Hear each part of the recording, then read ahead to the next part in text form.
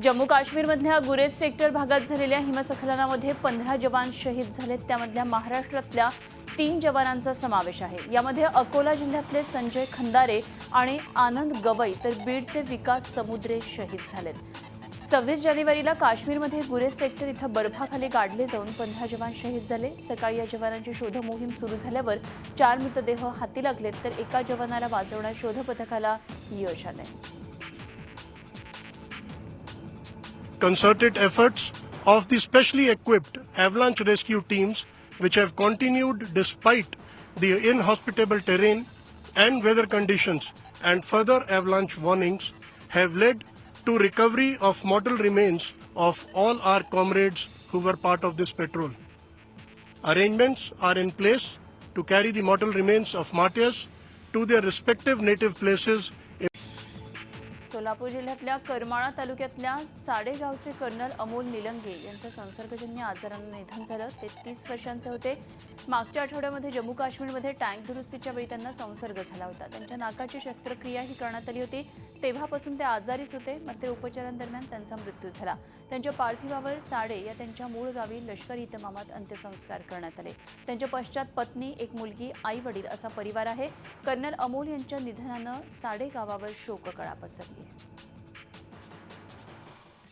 या ठिकाणी त्यांच्या पार्थिवाचं दर्शन घेण्यासाठी उपस्थित असताना एवढंच या ठिकाणी आम्हाला सांगावं वाटतं की त्यांना हे जे मरण आलेलं आहे ते वीर मरण आलेलं आहे, सीमेवरती मरण आलेलं आहे। त्याच्यामुळं या तालुक्यातल्या जनतेला त्यांच्या तुम्हाला सांगतो मृत्यूबद्दल निश्चितच गर्व आहे।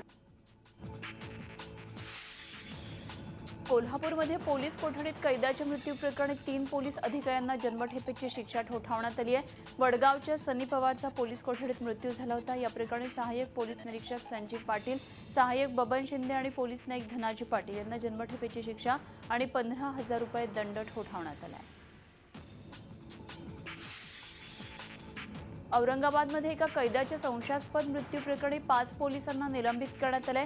आरोपीला तपासासाठी नेत असताना आरोपीनं गाडीतून उडी घेतली। या दरम्यान कैद्याचा मृत्यू झाला असा दावा पोलिसांनी केलाय। कैद्याच्या कुटुंबांनी या अपघातानंतर घातपाताचा संशय व्यक्त केलाय। कुटुंबाच्या आरोपानंतर आणि घटनेचं गांभीर्य ओळखून या प्रकरणी 5 पोलिसांना निलंबित करण्यात आले। कैदी राहुल गायकवाड याला मोटरसायकल चोरी प्रकरणी अटक करण्यात आली होती। राहुलचा मृत्यू हा गाडीतून उडी मारल्यानं नव्हे तर मारहाणीमध्ये या मुलाचा मृत्यू झाल्याचा आरोप कुटुंबियांनी केला। औरंगाबादच्या सिल्लोड गावात नगरपालिकेच्या गुड मॉर्निंग पथकानं आणि पोलिसांनी एक उघड्यावर शौचास जाणाऱ्या लोकांवर कारवाई केली। उघड्यावर शौचास बसणाऱ्या या 23 जणांना पोलिसांनी ताब्यात घेतलं आणि त्यांना कोर्टात सुद्धा हजर करण्यात आलं। बॉम्बे पोलीस ऍक्टच्या कलम 115-117 अंतर्गत उघड्यावर शौचास बसणं हा गुन्हा आणि दंडात्मक कारवाईसाठी पात्र आहे। त्यामुळे या 23 जणांना पोलिसांनी न्यायालयामध्ये हजर केलं।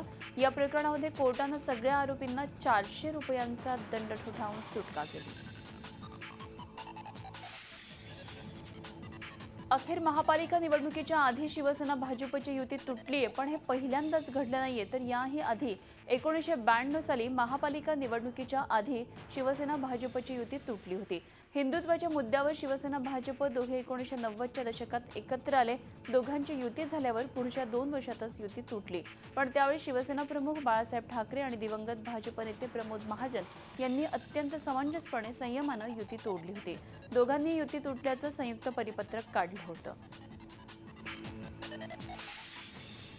शिवसेना भाजप युती तुटली असली तरी सद्यस्थितीला सरकार अस्थिर होऊ देणार नाही अशी प्रतिक्रिया शिवसेना खासदार संजय राऊत यांनी दिली आहे। उद्धव ठाकरे यांचे आदेश येताच राज्यातले मंत्री राजीनामा देणार असल्याचं त्यांनी सांगितलं। महाराष्ट्रामध्ये कुठल्याही प्रकारची राजकीय आणि आर्थिक अस्थिरता निर्माण होऊ नये आणि त्याचा फटका शेतकऱ्यांना, कष्टकऱ्यांना बसू नये त्या अस्थिरतेचा, म्हणून आम्ही सरकारला समर्थन देतोय। ही स्पष्ट भूमिका आहे, कारण शेवटी या महाराष्ट्र राज्य आमचं आहे। आम्ही इथे सत्तेसाठी बसलेलो नाही आहोत। पण हे समर्थन केव्हापर्यंत असेल? येणारा काळ ठरवेल। केव्हापर्यंत आता सांगू शकत नाही। जसं काल उद्धव ठाकरे साहेबांनी युती तोडल्याची घोषणा केली, तसे एक दिवस ते अचानक अशा प्रकारची कुठली घोषणा करू शकतात। आणि कालच आमच्या मंत्र्यांनी व्यासपीठावरून सांगितलेलं आहे, आम्ही बॅगा बांधून तयार आहोत, फक्त आदेश यायचा बाकी आहे। सरकारी आस्थापनांमधून धार्मिक फोटो काढून टाकणं आणि धार्मिक विधी न करण्याचं परिपत्रक काढणाऱ्या सरकारी अधिकाऱ्याला कारणे दाखवा नोटीस बजावण्यात आली आहे. विनोद तावडे यांनी ही माहिती दिली आहे. त्यामुळे सरकारला अंधारात ठेवून हे परिपत्रक काढण्यात आलं की काय? या सगळ्या परिपत्रकाच्या प्रक्रियेवर सरकारचं नियंत्रणच नव्हतं का? महत्त्वाचं म्हणजे शिवसेनेनं टीका केल्यानंतर सरकारला हा साक्षात्कार झाला का, असे प्रश्न उपस्थित होतात. दरम्यान हे परिपत्रक रद्द करण्यात येईल असं आश्वासन मुख्यमंत्र्यांनी दिलेलं आहे. आज शिवसेनेच्या मंत्र्यांच्या शिष्टमंडळानं मुख्यमंत्र्यांची भेट घेऊन या परिपत्रकाविषयी पक्षाची नाराजी बोलून दाखवली. या बैठकीनंतर पर्यावरण मंत्री रामदास कदम यांनी परिपत्रक रद्द करण्याचं आश्वासन मुख्यमंत्र्यांनी दिल्याची माहिती दिली आहे.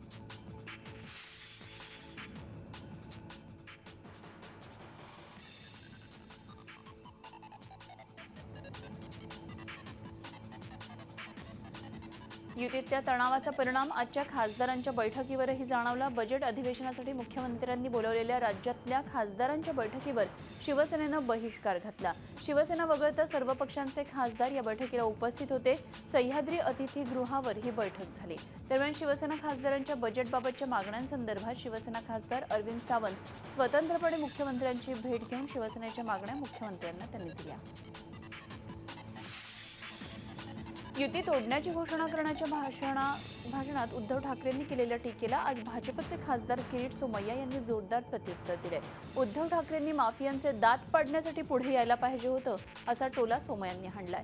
शिवसेनेच्या धमक्यांना घाबरणार नसल्याचंही सोमय्यांनी म्हटलंय. पुढच्या आठवड्यामध्ये मुंबई महापालिकेतल्या भ्रष्टाचारात ब्लॅक पेपर प्रसिद्ध करणार असल्याचंही सोमय्यांनी म्हटलंय. युती तुटल्यावर आता भाजपनंही शिवसेनेवर जोरदार हल्लाबोल करायला सुरुवात केली आहे. सोशल मीडियावर शिवसेनेच्या 20 वर्षातल्या सत्तेवर टीका करणारी पोस्टर्स व्हायरल करण्यात येतात. 20 वर्षामध्ये मुंबई महापालिकेमध्ये केलेल्या भ्रष्टाचार आणि एकूणच कारभारावर या पोस्टर्समध्ये टीका करण्यात आली आहे. नळाच्या रांगेतल्या महिलांपासून तर कचऱ्यांनी भरलेल्या नाल्यांपर्यंत सगळ्याला महापालिकेतले सत्ताधारी जबाबदार असल्याचा दावा भाजपनं केलाय. शिवाय हे चित्र बदलायचं असेल तर भाजपला एकहाती सत्ता देण्याचं आवाहनही या पोस्टर्समध्ये करण्यात आले.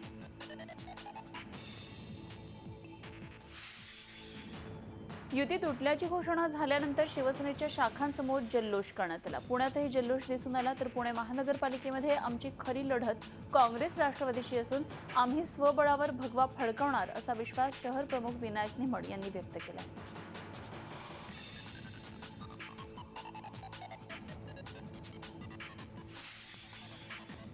भाजपसोबत असलेली 25 वर्ष जुनी युती तुटल्यानंतर आज नागपूरमध्ये शिवसेना कार्यकर्त्यांनी जल्लोष केला. राष्ट्रीय स्वयंसेवक संघाचं मुख्यालय असलेल्या रेशीमबाग भागामध्ये कार्यकर्त्यांनी फटाके फोडत आनंद व्यक्त केला.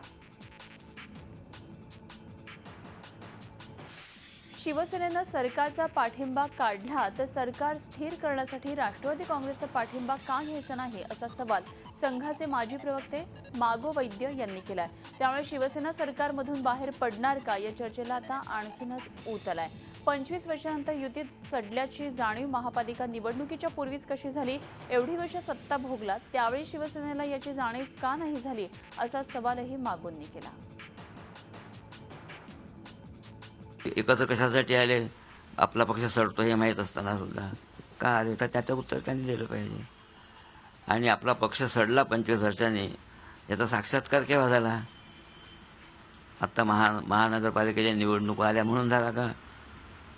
तो साक्षात्कार ज्यावेळेला त्यांनी संमिश्र मंत्रिमंडळ बनवलं त्यावेळेला का नाही झाला, असा प्रश्न कोणी उपस्थित करू शकतो. दुसरे पक्ष कोण असतील? राष्ट्रवादी काँग्रेस पक्ष. ज्यांना असं वाटेल की नाही आता यावेळेला निवडणुका नको आहे, तर ते असे पक्ष म्हणतील की नाही आम्ही तुम्हाला बाहेरून पाठिंबा देतो. आणि कोणी पाठिंबा देतो म्हटलं तुमच्या मागे उभं राहतो म्हटलं. अहमदनगर जिल्ह्यामध्ये राष्ट्रवादीला खिंडार पडले. नेवाशाचे माजी आमदार शंकरराव गडाख यांची राष्ट्रवादीला त्यांनी सोडचिठ्ठी दिली आहे. स्थानिक विकास आघाडी स्थापन करून जिल्हा परिषद निवडणूक लढणार असल्याची घोषणा आज गडाख यांनी शिर्डीत केली. केंद्रीय बजेट जवळ येतंय. या बजेटकडून संपूर्ण देशात सर्वाधिक अपेक्षा असतील तर त्या शेतकऱ्यांना आहेत. गेली काही महिने पंतप्रधान मोदींनी घेतलेल्या नोटाबंदीच्या निर्णयाचा सर्वाधिक फटका हा शेतकऱ्यांना बसलाय.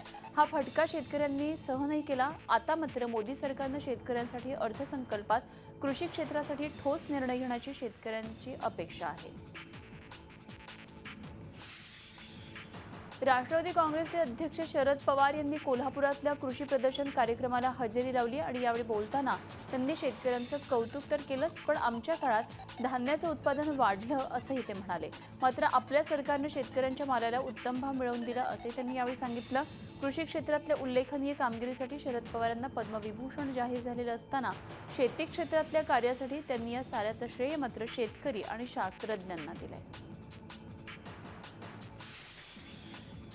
गोंदिया जिल्ह्यामध्ये झालेल्या भीषण अपघातात 2 जणांचा मृत्यू तर 1 जण गंभीर जखमी झाला. जिल्ह्यातल्या मोरगाव अर्जुनी तालुक्यातल्या गोठणगाव इथल्या आश्रमशाळेतल्या मित्राला भेटण्यासाठी भरधाव वेगानं निघालेल्या एकाच वाहनावर सवार झालेल्या 3 विद्यार्थ्यांचा ट्रकला ओव्हरटेक करत असताना तोल गेला आणि हा अपघात झाला. ट्रकच्या चाकाखाली आल्यानं दोघांचा जागीच मृत्यू झाला, तर त्यातला एक विद्यार्थी बाजूला पडल्यामुळे गंभीर जखमी झाला. नाशिकच्या अंधशाळेतल्या विद्यार्थ्यांनी शिक्षणाबरोबरच साहसी खेळात प्रावीण्य मिळवतात. जो खेळ बघून आपल्या पोटात गोळा येतो असा खेळ सादर करून या विद्यार्थिनींनी सर्वांचेच डोळे दिपवून टाकले. नाशिकच्या नॅप शाळेतल्या विद्यार्थिनी असून दोरावर विविध कसरती त्या करून दाखवतात. या खेळामध्ये इयत्ता 3री ते 9वी पर्यंतच्या विद्यार्थिनी पारंगत आहेत. गोंदिया जिल्ह्यातल्या दिव्यांगांनी आपल्या विविध मागण्यांसाठी जिल्हाधिकारी कार्यालयासमोर आमरण उपोषणाला सुरुवात केली आहे. आज या उपोषणाचा 4था दिवस आहे. या उपोषणादरम्यान 3 उपोषणकर्त्यांची प्रकृती खालावल्यानं त्यांना जिल्हा सामान्य रुग्णालयात उपचारासाठी दाखल करण्यात आलं. अजूनही कुठल्याही वरिष्ठ अधिकाऱ्याने या आंदोलकांची दखल घेतलेली नाही.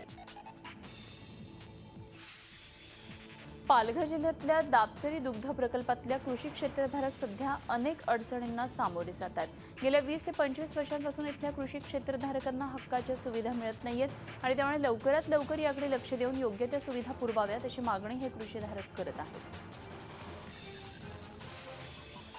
यवतमाळच्या ग्रामीण भागात असलेल्या आर्णीत प्रसिद्ध मराठी सिने अभिनेत्री दीपाली सय्यदीनं हजेरी लावून चिमुकल्या मुलांसोबत ती मनमुराद नाचली. लहानग्यांच्या कलागुणांची मुक्त उधळण करणारी विदर्भस्तरीय बालनृत्य स्पर्धा आर्णीच्या विवेकानंद शाळेमध्ये आयोजित करण्यात आली होती. विदर्भातल्या विविध शाळांमधले विद्यार्थी या स्पर्धेमध्ये सहभागी झाले. यावेळी छोट्यांचं पदलालित्य पाहून दीपालीलाही थिरकण्याचा मोह आवरता आला नाही. थंड हवेचं ठिकाण असणारं माथेरान सध्या चांगलंच तापलंय. माथेरानमधल्या बांधकामांवर हरित लवादानं पाडण्याचा निर्णय दिल्यानं माथेरानमध्ये संतापाचं वातावरण आहे. हरित लवादाच्या या निर्णयाविरोधात येत्या 30 तारखेला माथेरान बंद राहणार आहे. इतकंच नव्हे तर कारवाई झालीच तर माथेरान बेमुदत बंद करण्याचा निर्णय माथेरानच्या नागरिकांनी घेतलाय.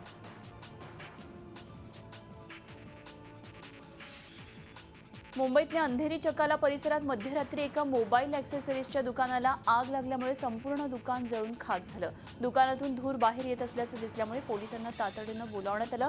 आग विझवण्याचा प्रयत्नही केला, मात्र तोपर्यंत दुकानातला माल जळून खाक झाला होता. शॉर्ट सर्किटमुळे आग लागल्याचं बोललं जात आहे. या प्रकरणी पोलिसांचा तपास सुरू आहे.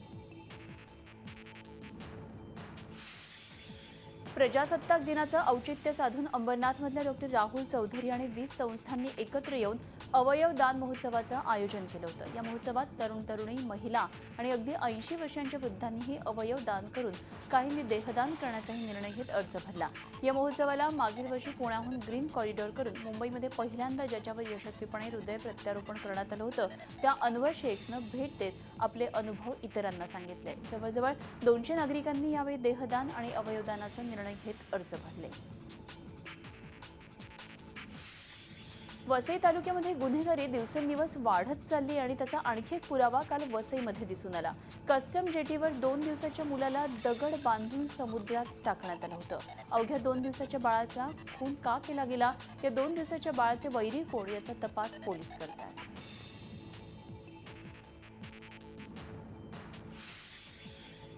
भारत आणि इंग्लंडमध्ये दुसरी T20 मॅच नागपूरमध्ये खेळवण्यात येणार आहे आणि यासाठी दोन्ही टीम्स या नागपूरमध्ये दाखल झाल्यात. पहिल्या T20मध्ये भारतीय टीम इंडियाकडून 7 विकेट्सनं सपाटून मार खावा लागला होता. कानपूरहून विशेष विमानानं दोन्ही टीम्स नागपूर एअरपोर्टवर कडक सुरक्षा व्यवस्थेत हॉटेलकडे रवाना झाल्या. शनिवारी दोन्ही टीम्स जमाठाच्या मैदानावर सराव करणार आहेत. सानिया मिर्झा आपल्या टेनिस करिअरमधल्या 7व्या ग्रँडस्लॅमपासून एक पाऊल दूर आहे. सानिया आणि तिचा क्रोएशियन पार्टनर इव्हान डोडिंगनं मिक्स डबल्समध्ये दिमाखात ऑस्ट्रेलियन ओपनची फायनल गाठली. सानिया डोडिंग जोडीनं समांथा स्टोसूर आणि सॅम ग्रोथ या जोडीवर 6-4, 2-6, 10-5नं मात केली.